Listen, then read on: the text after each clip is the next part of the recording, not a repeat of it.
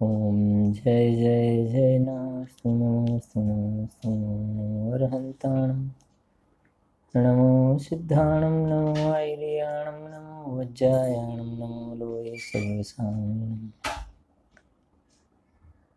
नमः समय साराय स्वानुभूत्या चकासते चित्स्वभावाय भावाय सर्वभावान्तरच्छिदे वन्दे तु सर्वसिद्धे ध्रुवमचलमणोमं गतिं पत्ते मोक्षामि समय पाहुर शुद्ध केवली निज स्वरूप को परम रस जामे भरो अपार वंदो परमानंदमय समय सारे अविकार।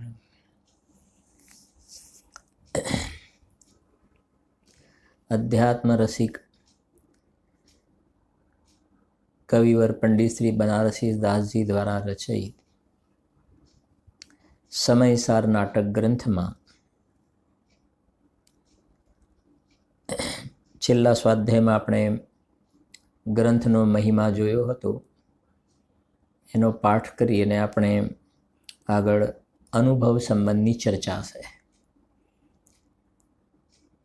15 नंबरનું काव्य से एनो पाठ करी लीए छे अपने एक वखते बहु प्रसिद्ध से ने।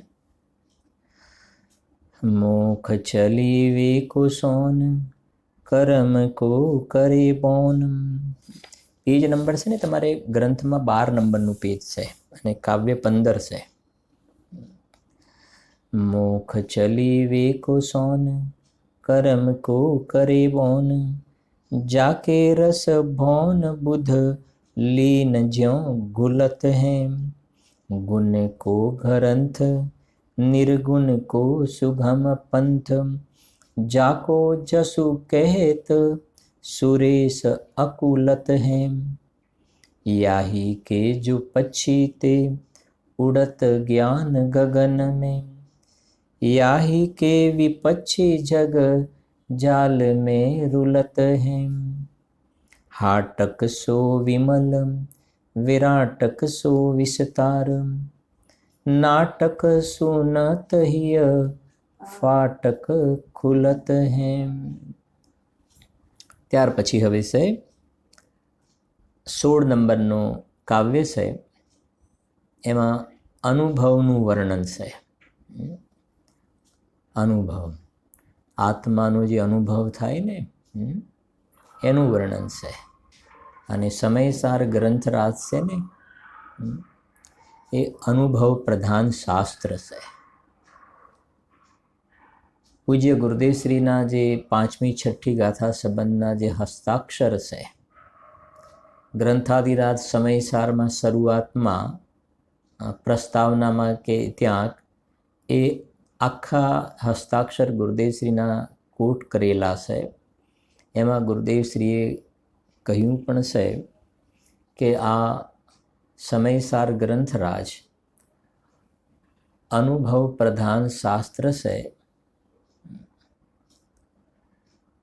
तमे आत्मानी साक्षी वडे प्रमाण करजो एम कह्युं छे।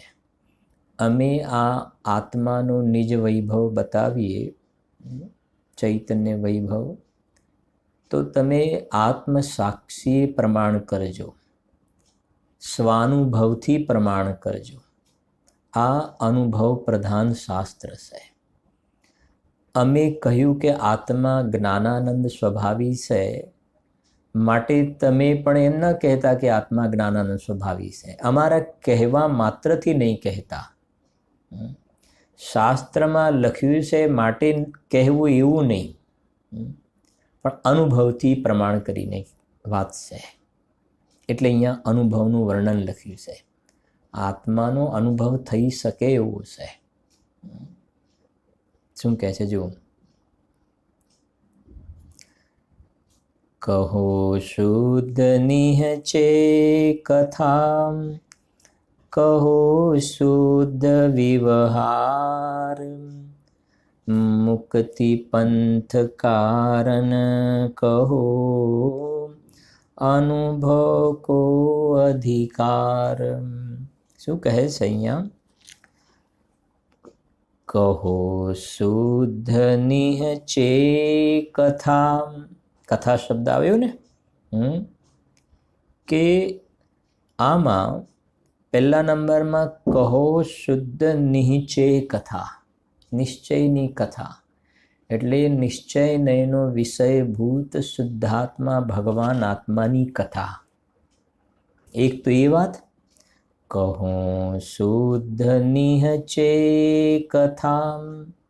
બીજું, કહો શુદ્ધ વ્યવહાર. લો, વ્યવહારની આગળ પણ શબ્દ કયો મૂક્યો છે? શુદ્ધ વ્યવહાર. પહેલું જે છે એ શુદ્ધ નિશ્ચય અને આ છે શુદ્ધ વ્યવહાર. આ શું? શુદ્ધ નિશ્ચય ને શુદ્ધ વ્યવહાર એટલે શું? શુદ્ધ નિશ્ચય ને શુદ્ધ વ્યવહાર એટલે શુદ્ધ નિશ્ચય કહેતા દ્રવ્ય કર્મ, ભાવ કર્મ, નો કર્મ રહિત જે પોતાનો અંદરમાં સમ્યક દર્શનનો વિષયભૂત શુદ્ધાત્મા, નમઃ સમય સારાએ જે કહ્યું ને, એને અધ્યાત્મનો નિશ્ચય. અહીંયા જે છે ને શુદ્ધ નિશ્ચય, કહો શુદ્ધ નિશ્ચય કથા એટલે અધ્યાત્મનો નિશ્ચય. બરાબર, શાંતિથી સમજવી વાત. અધ્યાત્મનો નિશ્ચય. અને પછી કહો શુદ્ધ વ્યવહાર એ અધ્યાત્મનો વ્યવહાર.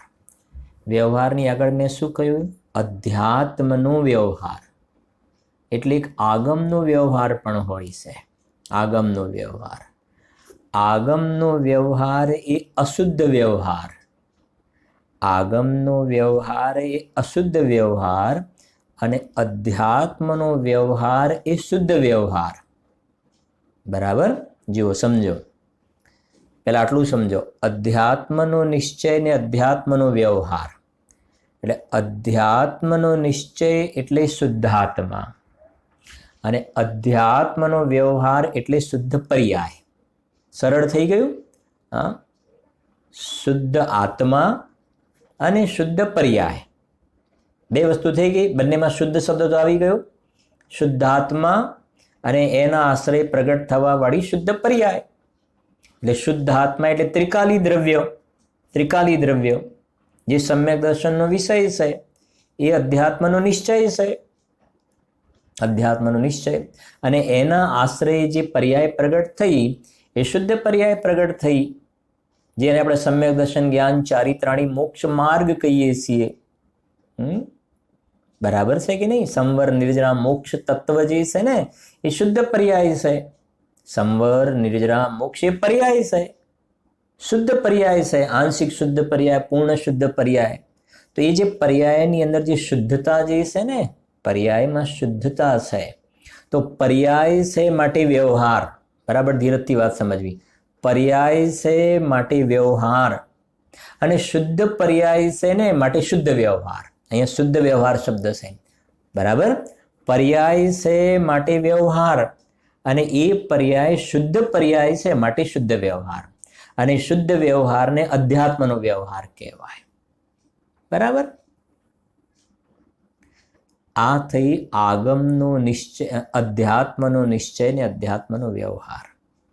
આગમનો વ્યવહાર કોને કહેવાય? આગમનો વ્યવહાર. આગમનો વ્યવહાર એટલે, બરાબર ધીરજથી એક વાત સમજવી. આગમનો વ્યવહાર એટલે આ જે આત્માના આશ્રય જે શુદ્ધ પર્યાય પ્રગટ થઈ ને, શુદ્ધ પ્રગટ પર્યાય થઈ, એમાં હજુ પૂર્ણ શુદ્ધતા નથી થઈ, પણ થોડોક રાગ પણ બચ્યો છે. જેને બે ધારા કહીએ છીએ આપણે, જ્ઞાન ધારા અને કર્મધારા. કર્મધારા એટલે રાગધારા. રાગધારા તો એ જે સાથે બચેલો રાગ છે ને, એ રાગમાં આ શ્રાવકના 8 મૂળગુણ પાડવાનો ભાવ, 28 મૂળગુણ પાડવાનો ભાવ, 5 મહાવ્રતના પાડવાનો ભાવ, શાસ્ત્ર ભણવાનો ભાવ, ભગવાનના દર્શન કરવાનો શુભ રાગ, ભક્તિ કરવાનો શુભ રાગ, એ બધો સમ્યક દ્રષ્ટિ જીવને મોક્ષ માર્ગમાં ગમન કરવાવાળા જીવને આવા દયાના, પૂજાના, વ્રતના એવો જે શુભ રાગ આવે છે, શુભ રાગ, એ શુભ રાગને આગમનો વ્યવહાર કહેવાય. આગમનો વ્યવહાર. હા, અને બીજા શબ્દોમાં કીધું આગમનો વ્યવહાર એટલે અશુદ્ધ વ્યવહાર. બીજો શબ્દ કહે ને અશુદ્ધ વ્યવહાર. વ્યવહાર કેમ કે પર્યાય છે માટે વ્યવહાર. અને અશુદ્ધ કેમ કે રાગ છે. રાગ છે, મેલ છે. ભલે વ્રતનો વિકલ્પ હોય, સ્વાધ્યાયનો વિકલ્પ હોય, પૂજાનો, યાત્રાનો વિકલ્પ, પણ રાગ છે ને એટલે અશુદ્ધ અને પર્યાય છે માટે વ્યવહાર. આ બહુ જ ફંડામેન્ટલ છે આ. અને જીવ આમાં બહુ ગોથું ખાઈ જાય છે, ભૂલ પડી જાય છે એની. મોક્ષમાર્ગ પ્રકાશકમાં છેલ્લે પણ લગભગ પરમાર્થ વચનિકામાં છે, પરમાર્થ વચનિકામાં ત્યાં લખ્યું છે. પણ આ વાત ગુરુદેવ વારંવાર યાદ પણ કરે છે. અધ્યાત્મનો નિશ્ચય શું છે, અધ્યાત્મનો વ્યવહાર શું છે, કાંઈ જીવને ખબર નથી. એ આગમના વ્યવહારમાં રોકાયેલો છે. અને એ મંદ કષાયના પરિણામમાં જેને ધર્મ બુદ્ધિ પડેલી છે, તો એ ખરેખર તો સાચો વ્યવહાર નથી. સાચો વ્યવહાર પણ નથી. સાચો વ્યવહાર તો આત્માના શરણમાં જવાથી પર્યાયમાં જે શુદ્ધતા પ્રગટ થઈ એ સાચો વ્યવહાર. ખૂબ ખૂબ અંદર ભાવ ભરેલા છે. જો તમને સમયસાર શબ્દથી તો પરિચય છે ને, નિયમસાર શબ્દનો પણ પરિચય છે. બેમાં શું ફરક છે? સમયસાર એટલે શુદ્ધાત્મા, બરાબર, અધ્યાત્મનો નિશ્ચય. અને નિયમસાર એટલે શુદ્ધ પર્યાય. નિયમસાર એટલે શુદ્ધ પર્યાય. ક્યારેક થશે આપણે યોગ નિયમસારનો તો તમને સમજાવીશું આખી વાત. નિયમસાર એટલે શુદ્ધ પર્યાય.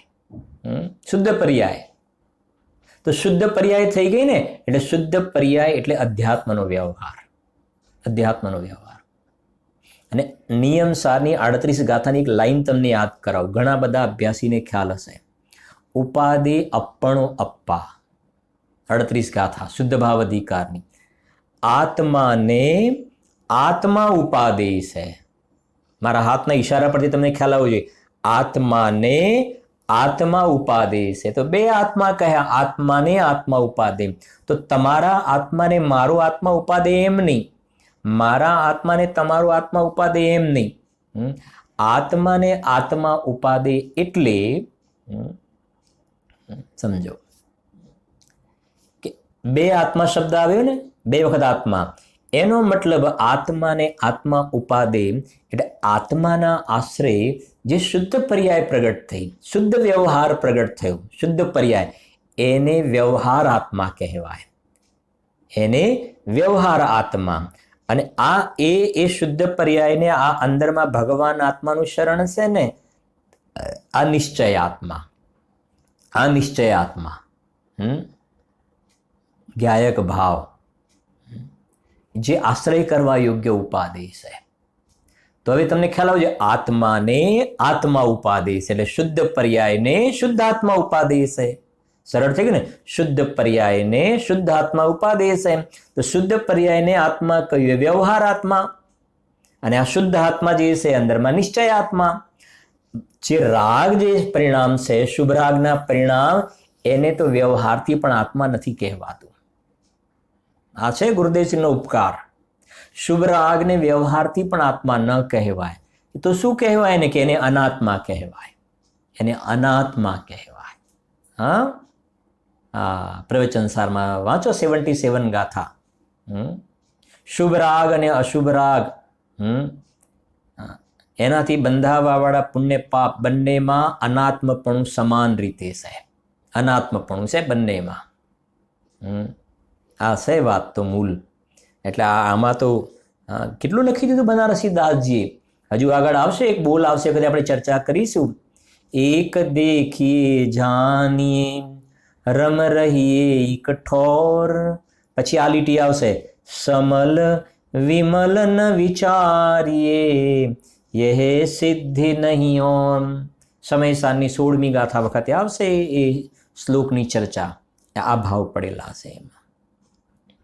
તો હું સમજુ છું આટલું ક્લિયર તમને થયું હશે. ભલે કદાચ થોડું અઘરું લાગે તો અઘરું, પણ આ સમજવું જરૂરી છે, બેઝિક છે આ. હા, 16મી ગાથા તો બધાને આવડતી હશે. એના પરથી તમને આઈડિયા આવી જશે. જુઓ, દર્શન વળી નિત્ય જ્ઞાનને ચારિત્ર સાધુ સેવવા, એ અધ્યાત્મનો વ્યવહાર. 3 ભેદ પડ્યા, પણ એ ત્રણે આત્મા જ કેવળ જાણ નિશ્ચય દ્રષ્ટિમાં, એ અધ્યાત્મનો નિશ્ચય. હા છે. હા, આગળ જુઓ. કહો શુદ્ધ નિહચે કથા, આ કથા કરો. હા, કહો શુદ્ધ વ્યવહાર. હવે આગળ, મુક્તિ પંથ કારણ કહો, અનુભવ કો અધિકાર. હવે આ અનુભવનો અધિકાર આવી રહ્યો છે. અનુભવની ગાથાઓ છે. અનુભવના 3 છંદ આવી રહ્યા છે, અનુભવ સંબંધના. તો બીજી લાઈનમાં શું લખ્યું સાંભળજો. મુક્તિ પંથ કારણ કહો. મુક્તિ પંથ, મુક્તિ પંથ એટલે સમજાય છે ને. મુક્તિ પંથ એટલે શું? સમ્યક દર્શન જ્ઞાન ચારિત્રાણી મોક્ષ માર્ગ. મુક્તિ પંથ, મુક્તિ એટલે મોક્ષ, પંથ એટલે માર્ગ. હા, મોક્ષ માર્ગ. મુક્તિ પંથ મોક્ષ માર્ગનું કારણ કહો, અનુભવ કો અધિકાર. મોક્ષ માર્ગનું કારણ એટલે ને મુક્તિ પંથ કારણ કહો, અનુભવ કો અધિકાર. મોક્ષ માર્ગનું કારણ શું છે? શું છે મોક્ષ માર્ગનું કારણ? કે આત્માનો અનુભવ. સમજાય છે કે નહીં? હા, ધીરજથી વાત સમજવી પડશે સમયસાર માટે. તો મોક્ષનો લખીને મુક્તિ પંથ કારણ, મોક્ષ માર્ગનું કારણ. કે મોક્ષ માર્ગનું કારણ શું છે? અનુભવ કો અધિકાર. આ આત્માનો અનુભવ છે ને, એ આત્માનો અનુભવ એ મોક્ષ માર્ગનું કારણ છે. અને બીજા શબ્દોમાં કે ને આત્માનો અનુભવ એ જ મોક્ષ માર્ગ છે. આ તો ભેદ પાડીને સમજાવ્યું. આત્માનો અનુભવ એ જ મોક્ષ માર્ગ છે. પણ એને સમજાવ્યું કે ભાઈ તમારે મોક્ષ માર્ગ પ્રગટ કરવો છે ને, મોક્ષ માર્ગ પ્રગટ કરવો તો એનું કારણ શું છે? કે આત્માનો અનુભવ કરો. તો આત્માનો અનુભવ એ જ મોક્ષ માર્ગ છે, એ જ મોક્ષ માર્ગ છે. આમાં કેટલી વાતો આવી ગઈ સમજાય છે ને. આત્માના અનુભવને મોક્ષ માર્ગ કહ્યું, એમાં શેનો નિષેધ થઈ ગયો? શેનો નિષેધ થઈ ગયો? કે આ વ્રતાદિ પાળવાના શુભ ભાવને કોઈ મોક્ષ માર્ગ સમજે તો એનો નિષેધ થઈ ગયો. બહારની ક્રિયાને કોઈ મોક્ષ માર્ગ સમજે તો એનો નિષેધ થઈ ગયો. મોક્ષ માર્ગનું કારણ તો આત્માનો અનુભવ છે, આત્માનો અનુભવ. એટલે તો શ્રીમદજીએ કહ્યું ને, કોઈ ક્રિયા જડ થઈ રહ્યા, શુષ્ક જ્ઞાનમાં કોઈ, માને માર્ગ મોક્ષનો. સમજી ગયા ને? માને માર્ગ મોક્ષનો, કરુણા ઉપજે જોઈ. કોને મોક્ષનો માર્ગ માનવે છે? આત્માનો અનુભવ તો રહી ગયો બાજુમાં. અને કોઈ ક્રિયા જડ થઈ રહ્યા, જડની ક્રિયામાં મોક્ષ માર્ગ માન્યો. કોઈએ માત્ર કોરા જ્ઞાનમાં, માત્ર શાસ્ત્ર જ્ઞાન થયું ને મોક્ષ માર્ગ માની લીધો. અલગ અલગ રીતે બધાએ, કોઈએ દયામાં, કોઈએ પૂજામાં, કોઈએ ભક્તિમાં મોક્ષ માર્ગ માની લીધો. તો એ કહે છે કે એ મોક્ષનો માર્ગ નથી. તો શું છે મોક્ષનો માર્ગ? મોક્ષ માર્ગ પ્રગટ કરવા માટે શું કરવું? કે આત્માનો અનુભવ કરો. કેમ કે મુક્તિ પંથ કારણ કહો, અનુભવ કો અધિકાર. એક છંદ તૈયાર કરવા જેવા છંદ છે ને, જો આગળ કહે છે એટલે વાંચીએ છે. અર્થ એનો શુદ્ધ નિશ્ચય નહીં, પછી શુદ્ધ વ્યવહાર નહીં. સમજી ગયા ને? હવે શુદ્ધ નિશ્ચય નહીં એટલે શુદ્ધાત્મા, શુદ્ધ વ્યવહાર નહીં એટલે શુદ્ધ પર્યાય. અને મોક્ષ માર્ગમાં કારણભૂત આત્મા અનુભવની ચર્ચાનું હું વર્ણન કરું છું. હવે વાત કહેવા જઈ રહ્યા છે. જુઓ, સૌથી પહેલાં અનુભવનું લક્ષણ, જેમ નથી કહેતા ભાઈ દ્રવ્યનું લક્ષણ, તો દ્રવ્યનું લક્ષણ શું? સદ્દ્રવ્ય લક્ષણ. જીવનું લક્ષણ, તો જીવનું લક્ષણ શું? કે ઉપયોગો લક્ષણ. સમ્યક દર્શન, કે એનું શું લક્ષણ? વિપરીત અભિપ્રાય રહિત તત્વાર્થ શ્રદ્ધાન, એ સમ્યક દર્શનનું લક્ષણ. તત્વાર્થ શ્રદ્ધાનમ સમ્યક દર્શનમ. દ્રવ્યનું લક્ષણ, જીવનું લક્ષણ, સમ્યક દર્શનનું લક્ષણ. અહીંયા શેનું લક્ષણ બાંધ્યું છે? અનુભવનું લક્ષણ. સમજાય છે કે નહીં? અનુભવનું લક્ષણ એટલે અનુભવ થાય તો શું થાય? આત્માનો અનુભવ થાય તો શું થાય? તો શું કહે છે? વાંચો. આ તમારે તૈયાર કરવાનું છે. 3 હતા ને, આ ચોથું આવ્યું. ચોથા નંબરમાં તૈયાર કરવાનું. આ પણ ગુરુદેવસિંહના પ્રવચનમાં ખૂબ આવે છે આ શ્લોક. ઘણાને આવડતો પણ હશે. વસ્તુ વિચારત ધ્યાવતે મન પાવે વિશ્રામ, રસ સ્વાદત સુખ ઉપજે અનુભવયા કો નામ. આત્માના અનુભવનું લક્ષણ બતાવ્યું. હમણાં જ વચ્ચે આપણે 10 લક્ષણના વ્યાખ્યાનમાં વાત કરી હતી ને. કેટલાક લોકો એમ કહે છે કે અમને અંદરમાં આમ જોતા જોતા અમને આત્મ સાક્ષાત્કાર થયો, અમને આત્માનો અનુભવ થયો. તો શું થયું? આત્માનો અનુભવ થયો હતો કે અમને આત્માનો આવો મનુષ્ય જેવો આકાર દેખાયો. તો કહે છે તમને આત્માનો અનુભવ નથી થયો. કેમ કે છદ્મસ્તને આવા આત્માનો અરૂપી આકાર દેખાય નહીં. આ અનુભવનું લક્ષણ નથી. કેવલ જ્ઞાન થાય ત્યારે દેખાય, એ વાત અલગ છે. પણ તું કહે છે કે મને આ છદ્મસ્ત કહે છે મને આત્માનો અનુભવ થયો, એમાં આત્માનો આવો આકાર દેખાયો, અંદર ખોટી વાત છે. આત્માનો અનુભવ થાય તો આત્માનો આકાર નથી દેખાતો. કોઈ એમ કહે છે કે અમને આત્માનો અનુભવ થયો ને તો અંદર પ્રકાશ દેખાયો, પ્રકાશ દેખાયો, અદ્ભુત પ્રકાશ. પાછો એમ કે ને જુદા જ પ્રકારનો પ્રકાશ દેખાયો, અલગ જ પ્રકારની ચમક દેખાઈ. તો કહે છે કે એ અનુભવનું લક્ષણ નથી, આત્માના અનુભવનું લક્ષણ નથી. આત્માનો અનુભવ થાય ને તો ના તો કોઈ પ્રકાશનો લીસોટો દેખાય છે કે ના તો એનો કોઈ આકાર દેખાય છે. તો શું થાય છે? આત્માનો અનુભવ થાય છે. કંઈ થાય છે? ક્યાં થાય છે ને? કે શું થાય છે? કે આત્માનો અનુભવ થાય ને તો આનંદનો સ્વાદ આવે છે. ક્યારે જીવનમાં ન ભોગવ્યો હોય, અનાદિકાળથી ક્યારેય પણ જેવા પ્રકારના આનંદનું વેદન ના કર્યું હોય ને એવા અદ્ભુત નિરાકુલ અતિન્દ્રિય આનંદનો સ્વાદ આવે છે. ફિલિંગ થાય છે, સંચેતન થાય છે. 38 ગાથા સમયસાની સ્વરૂપનું સંચેતન થાય છે. સંચેતન, જેમ પેલો વીજળીનો કરંટ લાગે ને, દ્રષ્ટાંત કરંટ લાગે તો કેવી ઝંઝનાટી થાય, એમ પર્યાય આ દ્રવ્ય સાથે અભેદ થાય છે ને આત્માનો અનુભવ થાય છે ને. પ્રદેશ પ્રદેશની અંદર રોમાંચ અતિન્દ્રિય આનંદ ઉછળવા લાગે છે. અતિન્દ્રિય આનંદ વેદાય છે. અંતર સુખરસ ઘટાઘટી એવા કોઈ અદ્ભુત નિર્વિકલ્પ આનંદનો સ્વાદ આવે છે. એ કહે છે અહીંયા આગળ. જો બહુ એક એક સરસ સરસ છે દોહા, પ્રયોજનભૂત પાછા. સમજો કે આ વ્યાખ્યાન પૂરું થાય ને પછી બેસે અને સવાર પડતા પડતા આવો અનુભવનો સ્વાદ લઈ લે. ઘણા પેલા ચાના રસિયા હોય ને, ભાઈ મારે સવારે ઉઠીને પહેલાં ચા પીવી પડે, ચા પીવી પડે, ચા પીવી પડે, ઉકાળો પીવો પડે. એ પહેલાં એ સવારની ચા ને ઉકાળો પીવે એ પહેલાં જો આનો રસ ચડી જાય ને તો સવાર પડતા પડતા આત્માના ચૈતન્યના આનંદનો સ્વાદ લઈ લે, સ્વાદ લઈ લે. અને સવારે ઉઠીને પેલી ચાની ડિમાન્ડ હોય ને એ નીકળી જાય. લખ્યું છે ને, જબ નિજ આત્મ અનુભવ આવે તબોર કછું ના સુહાવે. આ અનુભવની ચર્ચા છે ને, ભાગચંદજી સાહેબે લખ્યું છે ભજનમાં.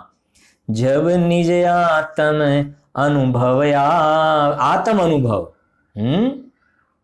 આ બહારમાં લોકો નથી કહેતા કે તમને એ માણસનો અનુભવ થયો છે કોઈ દિવસે, કે ના ભાઈ આપણને એનો નથી કહેતા કે સારું છે કે તમને એ માણસ પનારી નથી પડ્યો, એવું પણ કહે છે ને લોકમાં. અમને તો એમનો 2-3 વાર અનુભવ થઈ ગયો છે, આવું પણ કહે.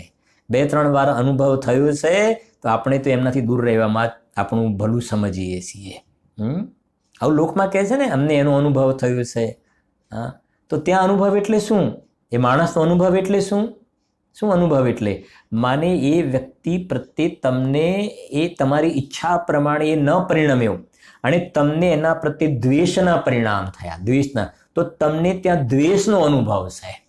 તમારી ઈચ્છા પ્રમાણે ન પરિણમ્યો ને સામેવાળો વ્યક્તિ, તો એના પ્રત્યે દ્વેષ થયો, તમે દ્વેષને અનુભવ્યો. અને કોઈ વ્યક્તિ તમારી ઈચ્છા પ્રમાણે પરિણમે છે ને, બહુ જેન્ટલમેન માણસ, તમને થયો છે કોઈ વખત અનુભવ? અરે બહુ એકદમ ગુડ માણસ એમ, બહુ સરસ માણસ, જેન્ટલમેન એકદમ. આપણે જિંદગીમાં ક્યારે આવા માણસ જોયા નથી. અમને તો પહેલી વાર અનુભવ થયો ત્યારે લાગ્યું કે બધા કહેતા તો હતા કે બહુ સરસ નેચર, બહુ સરસ નેચર, પણ બહુ ખરેખર અમને તો એવું લાગ્યું પણ ખરું. તો એ વ્યક્તિ પ્રત્યે રાગ છે અને ત્યાં રાગનો અનુભવ છે. વાત સમજવી જરા દે. એક પ્રત્યે રાગ, બીજો દ્વેષ. અને આ રાગ અને દ્વેષનો અનુભવ તો કરે જ છે જીવ, રાગ અને દ્વેષનો.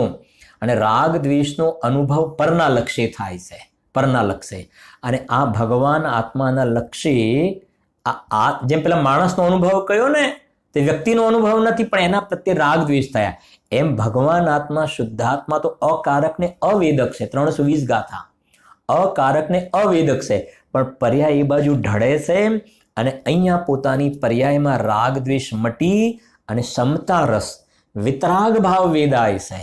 વિતરાગ ભાવ કહેતા રાગ, રાગ આગ છે, તો વિતરાગતા છે આનંદ રૂપ છે. તો પર્યાય દ્રવ્ય સાથે અભેદ થતા અતિન્દ્રિય આનંદ જે વેદાય છે ને, નિરાકુલતા વેદાય છે, બસ એ કહે છે આત્માનો અનુભવ. એનું નામ છે આત્માનો અનુભવ.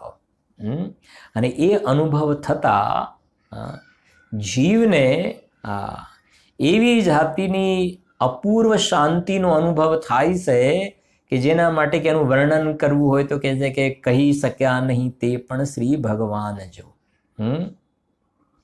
એ કહે છે, સાંભળો જરાક, બહુ સરસ છે લીટી. વસ્તુ વિચારત ધ્યાવતે, આટલો અર્થ કરીએ પહેલા. વસ્તુ વિચારત ધ્યાવતે. વસ્તુ કહેતા અહીંયા આત્મા, વસ્તુ કહેતા ભગવાન આત્મા, શુદ્ધાત્મા, એની વાત છે. અને મોક્ષમાર્ગ પ્રકાશકમાં પાછળ રહસ્યપૂર્ણ ચિઠ્ઠી છે, રહસ્યપૂર્ણ ચિઠ્ઠી. એમાં ટોડરમલજી સાહેબે સવિકલ્પથી નિર્વિકલ્પ થવાનું વિધાન, સવિકલ્પથી નિર્વિકલ્પ થવાનું વિધાન, ત્યાં પણ આત્માના અનુભવની પ્રક્રિયા બતાવી છે. આ જ ભાવ પડેલા છે ત્યાં કે પહેલા સ્વપરનો વિચાર કરે, દ્રવ્ય કર્મ, ભાવ કર્મ, નો કર્મથી હું ભિન્ન છું, સ્વપરનો વિચાર કરે. સમજાય છે ને? સ્વ પરનો વિચાર કરે, પછી પરનો વિચાર છૂટી જાય. પહેલું સ્ટેપ સ્વપરનો વિચાર કરે, પછી બીજા સ્ટેપમાં પરનો વિચાર છૂટી જાય, પછી અંદર પોતાના સ્વરૂપનો વિચાર કરે. એમાં હું શુદ્ધ છું, બુદ્ધ છું, ચિદાનંદ છું, અનાદિ અનંત છું, ટંકોત્કીર્ણ છું, જ્ઞાયક છું, સ્પષ્ટ પ્રકાશમાન જ્યોતિ છું, નિર્મલ વિજ્ઞાન ઘન છું. એમ અનેક પ્રકારથી પોતાના સ્વરૂપમાં અહમ બુદ્ધિ ધારવાનો અંદરમાં પુરુષાર્થ પ્રક્રિયા ચાલે છે. આનું નામ છે વસ્તુ વિચારત ધ્યાવતે. આ પ્રક્રિયા ચાલે છે. આત્માનો વિચાર, વસ્તુ વિચાર. આપણને કોઈ દિવસે આત્માનો વિચાર આવે છે? વિચાર તો 24 કલાક કર્યા કરે છે કે જેમાં કશું એનું ચાલે નહીં ને, વિચારો કર્યા કરે છે.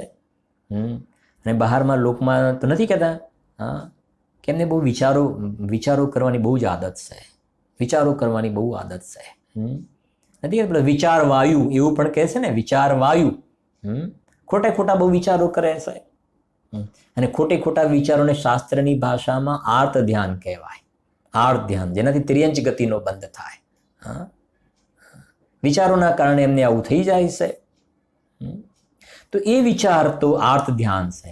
અહીંયા જે ટોડરમલજી સાહેબ એક શબ્દનો પ્રયોગ કરે છે, જો તમને ખ્યાલ હતો, જો તત્વ વિચારનો મહિમા. એક શબ્દોમાં કેવું વજન છે.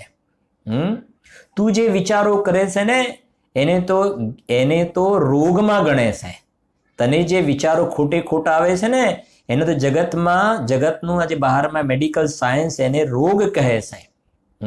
ડૉક્ટરના ત્યાં બતાવવા માટે જાઓ કે કશું નથી, આ ખોટા વિચારોના કારણે થઈ ગયું છે, બીજું કંઈ છે જ નહીં ને કશું. બધું ચેક કર્યું, કાંઈ નથી આવતું. બરાબર છે કે નહીં? અને આ બાજુ હવે તત્વ વિચાર, આ અહીંયા આ શબ્દ પડ્યો છે, વસ્તુ વિચારત ધ્યાવતે.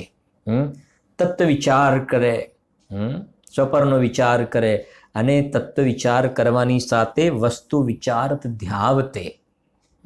હે ઉપાદેયનો વિચાર કરે છે ને પોતાના સ્વરૂપને, આત્માનો અનુભવ કરવાની અંદરમાં એને જોવા માટે પુરુષાર્થ અંદરમાં જાગૃત કરે છે, એને ધ્યાવે છે. હજુ સમજો, બરાબર. ગુરુદેવનો પૂજ્ય બહેનસિંહના વતનામૃતના એક બોર્ડ ઉપર બહુ સુંદર ચર્ચા છે એની, પછી હશે તો આપણે જોઈશું. ગુરુદેવસિંહનું સ્પષ્ટીકરણ બહુ સરસ કર્યું છે. એનો ભાવ તમને કહું.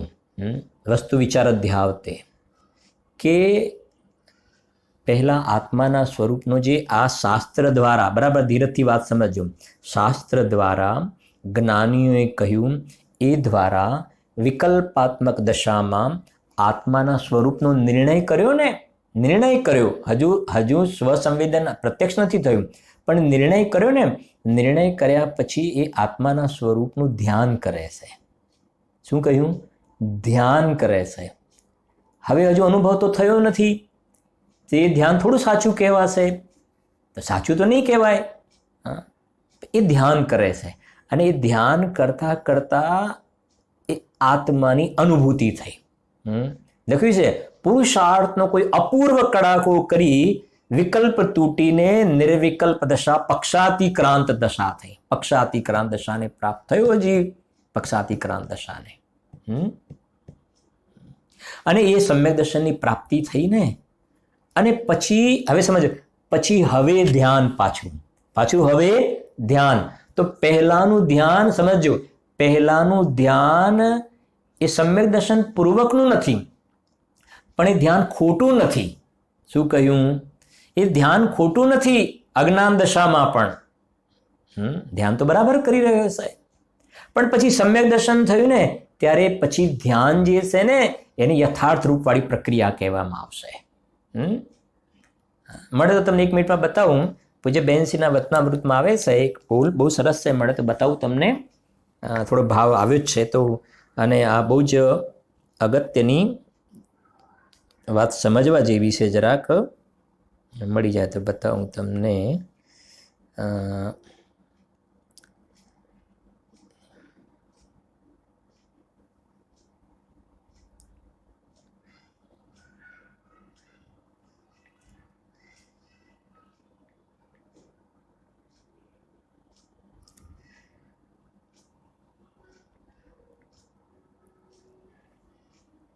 हाँ, जो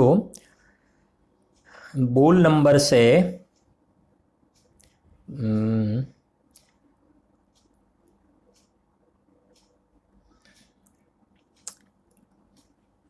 178 से, बोल नंबर 178 से સાંભળજો જરાક.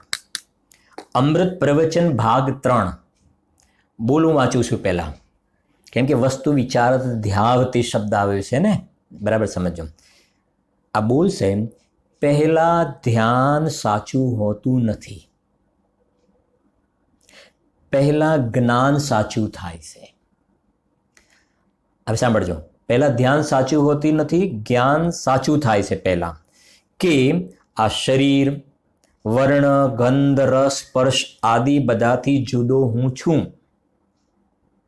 અંદરમાં વિભાવ થાય તે હું નથી. બરાબર, રાગદ્વેષના પરિણામ થાય.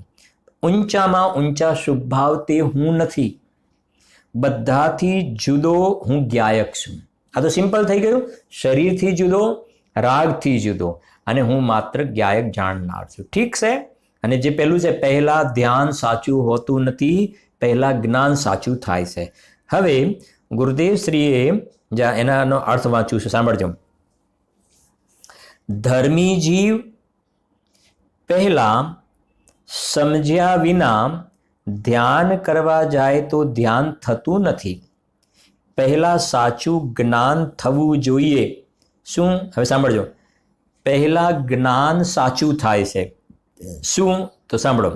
સમ્યક જ્ઞાનની અહીંયા વાત નથી. કયો શબ્દ પડે છે? જો, પહેલા જ્ઞાન સાચું થાય છે. પહેલા જ્ઞાન સાચું થાય છે. પહેલા જ્ઞાન સાચું થાય છે એટલે શું? પહેલા જ્ઞાન સાચું થાય છે એટલે સાંભળજો, સમ્યક જ્ઞાનની અહીંયા વાત નથી. સમ્યક જ્ઞાનની વાત નથી. જ્ઞાનમાં સત્યતા આવવી જોઈએ. જ્ઞાનમાં શું આવવી જોઈએ? સત્યતા આવવી જોઈએ કે રાગ પર છે. સ્વભાવ મારી પૂર્ણ વસ્તુ છે, એ પરથી જુદી છે. રાગથી કોઈ લાભ થશે નહીં. સ્વભાવની દ્રષ્ટિથી લાભ થશે. પરલક્ષી જ્ઞાનમાં આવું સાચુંપણું આવવું જોઈએ. બોલ છે ને, પહેલા ધ્યાન સાચું નથી હોતું, પહેલા જ્ઞાન સાચું થાય છે. તો જ્ઞાન સાચું થાય છે, તો જ્ઞાન સાચું એટલે શું? જ્ઞાન સાચું એટલે સમ્યક દ્રષ્ટિને જે સમ્યક જ્ઞાન થાય છે એની વાત નથી કરવી. પહેલા જ્ઞાન સાચું થાય છે એટલે પરલક્ષી જ્ઞાનમાં આવું સાચુંપણું આવવું જોઈએ. પરલક્ષી જ્ઞાનમાં હજુ સાંભળજો. એમ જ્ઞાનમાં પહેલા આવવું જોઈએ. સમ્યક જ્ઞાન પછી થાય. એક સાચું જ્ઞાન, સમ્યક જ્ઞાન, બે ફરક પડી ગયો. પહેલા સાચું જ્ઞાન થાય, પછી સમ્યક જ્ઞાન થાય. પણ જ્ઞાનના ક્ષયોપશમમાં આ વાત પહેલા આવવી જોઈએ. લખી જાય, નય નિક્ષેપ પ્રમાણથી જ્ઞાન થવું જોઈએ, પણ પછી અનુભવ કાળમાં એ પણ અભૂતાર્થ છે. એનાથી કોઈ અનુભૂતિ થતી નથી. એ પછી આગળ આવશે. આપણે જો, પહેલા સાચો ખ્યાલ આવે છે, પછી અંતરમાં જઈને ધ્યાન થાય છે. હજી જ્ઞાનમાં જ વિપરીતતા છે. જ્ઞાન જ ખોટું છે. આત્મા સંબંધમાં કલ્પના જ ખોટી કરી છે. દેહને જ આત્મા માન્યો છે, રાગને આત્મા માન્યો છે. આ બંને ભેગા મળીને આત્મા માન્યો છે. 39 થી 4-5 ગાથાઓ છે ને સમયસારમાં. કોઈ અધ્યવસાનને આત્મા માને છે, કોઈ કર્મને, કોઈ નો કર્મને આત્મા માને છે.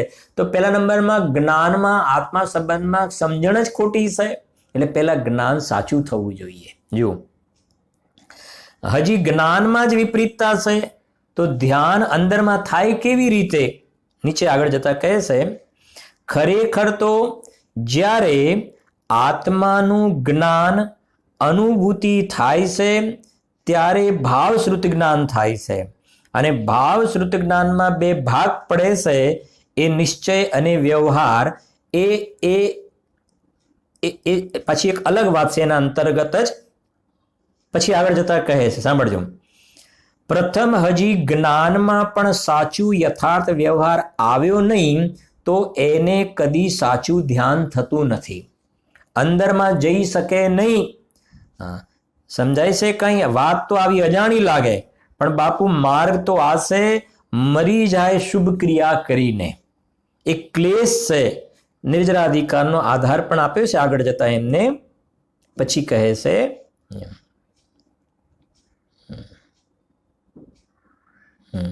અહીં કહે છે પહેલા ધ્યાન સાચું હોતું નથી, પહેલા જ્ઞાન સાચું થાય છે. શું કે હું આ શરીર નથી. રંગ ગંધ જે આ શરીરમાં દેખાય છે એ હું નથી. એનાથી હું પૃથક છું. અંદરમાં જે વિભાવ થાય તે હું નથી. આમ સાંભળજો, આમ સમ્યકનું ધ્યાન થયા પહેલા આવું સાચું જ્ઞાન થવું જોઈએ. વાત તો આવી છે. અંદરમાં જે વિભાવ થાય છે, પહેલા બાહ્ય વસ્તુ કહ્યું, શરીર વગેરે, પછી વિકલ્પ લીધા. પહેલા અંતર ધ્યાન સમ્યક દર્શનમાં જ્યારે થાય છે એ પહેલા આવું સાચું જ્ઞાન, પરલક્ષ પણ સાચું જ્ઞાન થવું જોઈએ. પરલક્ષી જ્ઞાન પણ કેવું થવું જોઈએ? સાચું થવું જોઈએ. એ વિના અંતર્મુખમાં ધ્યાનમાં નહીં જઈ શકે. સત્ય સ્વરૂપ જેવું છે તેનાથી વિરુદ્ધ જ્ઞાન હોય તો સત્યમાં નહીં જઈ શકે. પુરુષાર્થ સિદ્ધિ ઉપાયમાં કહ્યું છે શુભ ભાવ પણ અપરાધ છે. 16 કારણ ભાવના આવી છે ને એનાથી તીર્થંકર ગોત્ર બંધાય. આ તો સમ્યક દ્રષ્ટિ છે, એને આવો ભાવ આવે છે તેને પણ દુઃખરૂપ અને બંધનું કારણ માને છે. ઊંચામાં ઊંચા શુભ ભાવ તે હું નથી, બધાથી જુદો હું જ્ઞાયક છું. આવું તો પહેલા જ્ઞાનમાં આવું સત્યપણું આવવું જોઈએ. એ વિના અંતરમાં ધ્યાનમાં સમ્યક દર્શન થાય છે. એ વિના અંતરમાં ધ્યાનમાં સમ્યક દર્શન થાય છે. એ ધ્યાન નથી થઈ શકતું. સમજાય છે ને? સમ્યક દર્શન વખતે અંતરમાં ધ્યાનમાં શું લખી જુઓ?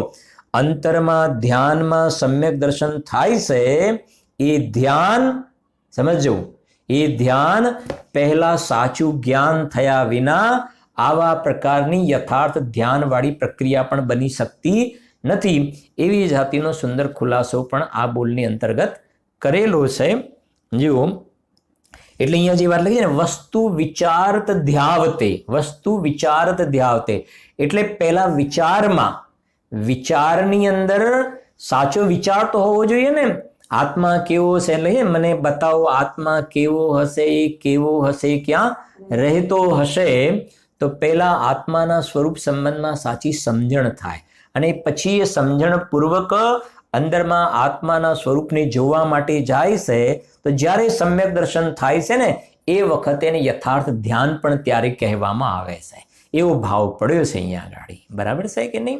એક આવે છે ને ધ્યેયપૂર્વક જ્ઞેય, અને ધ્યેય એ જ્ઞાન ગોષ્ઠીમાં બોલ પણ છે. જ્ઞાન ગોષ્ઠીની અંદર ધ્યેયપૂર્વક જ્ઞેય. સમજો જરાક ધીરજથી વાત. પહેલા આ પ્રકરણ એનું છે ને, પહેલા બરાબર સમજો, પહેલા દ્રવ્ય ગુણ પર્યાયવાળી આખી વસ્તુ, દ્રવ્ય ગુણ પર્યાયવાળી વસ્તુ એ પ્રમાણની વસ્તુ થઈ ગઈ. પ્રમાણ એ શું થઈ ગયું? જ્ઞેય. એ શું થઈ ગયું? જ્ઞેય. જ્ઞેયમાંથી ધ્યેય કાઢો. જ્ઞેયમાંથી પ્રમાણનું દ્રવ્ય છે ને એમાંથી ત્રિકાલી દ્રવ્ય એ ધ્યાનનું ધ્યેય થઈ ગયું. ધ્યાનનું ધ્યેય જ્ઞેયમાંથી ધ્યેય કાઢ્યું. જ્ઞેયમાંથી ધ્યેય કાઢ્યું. અને જ્યારે એ ધ્યેય એ ધ્યાનનો વિષય જ્યારે ધ્યેય તત્વ બને છે ને, ધ્યાનનો વિષય જ્યારે ધ્યેય તત્વ બને છે એ વખતે આખું જે પ્રમાણનું દ્રવ્ય જે છે એ સમ્યક જ્ઞાનમાં યથાર્થ ખ્યાલ આવે છે. એટલે એને કહે છે ધ્યેયપૂર્વક જ્ઞેય. ધ્યેયપૂર્વક જ્ઞેય. પણ એ પહેલા મારે એ કહેવું છે, ધ્યેયપૂર્વક જ્ઞેય થાય એ વાત બરાબર છે, જ્ઞાન ગોષ્ઠીમાં બોલશે ને ધ્યેયપૂર્વક જ્ઞેય થાય બરાબર સાચું, એ યથાર્થ થઈ ગયું. પણ ધ્યેયપૂર્વક જ્ઞેય થાય એ પહેલા આખું જ્ઞેય કેવું હોય છે, ગુણ પર્યાય દ્રવ્યમ, એની પણ સાચી સમજણ હોવી જરૂરી છે. બરાબર? જુઓ, એટલે અહીંયા લખે છે ને વસ્તુ વિચારત ધ્યાવતે મન પાવે વિશ્રામ, રસ સ્વાદત સુખ ઉપજે અનુભવ યાકો નામ. શું કહે છે? આ પ્રમાણે પોતાના સ્વરૂપનો વિચાર કરે છે સમ્યક દ્રષ્ટિ જીવ.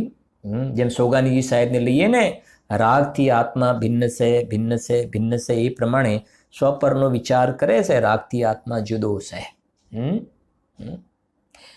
દ્રવ્ય કર્મ ભાવ કર્મથી નો કર્મથી ભિન્ન, અંદરમાં અનંત ગુણોથી ભરપૂર, જે કહ્યું ને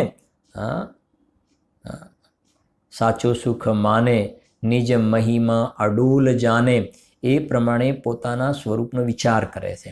અને વિચાર કરતા કરતા મન પામે વિશ્રામ. મન પામે વિશ્રામ એટલે સમજો, સૌથી પહેલા તો 5 ઇન્દ્રિયો સંબંધનો વ્યાપાર મટી ગયો. બરાબર છે? 5 ઇન્દ્રિય સંબંધનો વ્યાપાર મટી ગયો. ધીરજથી વાત સમજવી કે 5 ઇન્દ્રિય સંબંધનો વ્યાપાર મટ્યો ને, એટલે આ ઇન્દ્રિયો તો સ્પર્શ રસ ગંધ વર્ણ જાણવામાં નિમિત્ત છે. એટલે ઇન્દ્રિયો દ્વારા તો આત્માનો અનુભવ થવાનો પ્રશ્ન જ નથી. હા, તો ઇન્દ્રિયો દ્વારા પ્રશ્ન નથી. હવે આવી ગયું મન. મન જે છે ને એ મન દ્વારા અરૂપી આત્મા જે છે ને એનું પોતે વિકલ્પમાં વિચાર કરે છે કે આત્માનું સ્વરૂપ આવું છે, આવું છે, આવું છે. એ મનના સંબંધી વિચાર કરે છે, મનના સંબંધી. અને જ્યારે આત્માનો અનુભવ થાય છે, પક્ષાતિક્રાંત થાય છે ને, તો પક્ષાતિક્રાંત થતા મન સંબંધનો વિકલ્પ પણ શું થાય છે? તૂટી જાય છે. અને એ તૂટી જતા અંદરમાં એક ક્યારે ન આવ્યો હોય એવો નિરાકુલતાના સ્વાદ વેદનમાં આવે છે. અને એ જે અદ્ભુત આનંદનો સ્વાદ વેદનમાં આવ્યો ને એને એમ કહેવાય કે મને આત્માનો અનુભવ થયો.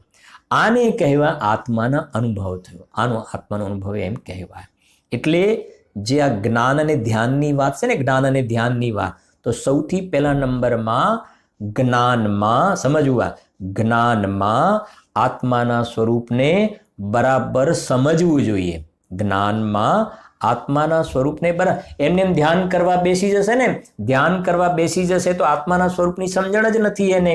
તો સૌથી પહેલા જ્ઞાનમાં તત્વ વિચાર દ્વારા આત્માના સ્વરૂપને બરાબર સમજે અને આત્માના સ્વરૂપને સમજી અને અંદરમાં પોતાના સ્વરૂપને ધ્યાવે છે.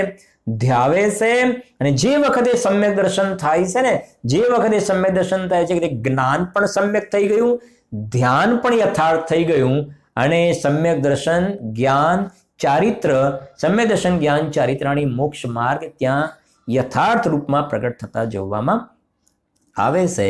એની વિસ્તારથી વિશેષ ચર્ચા છે આપણે આગળના સ્વાધ્યાયમાં કરીશું. જીનવાણી સ્તુતિ. નિજ નિધિ નિજ में बताई, ये अनंत उपकार है, इसके लिए जिनवाणी माँ को वंदना शत बार है, वंदना शत बार.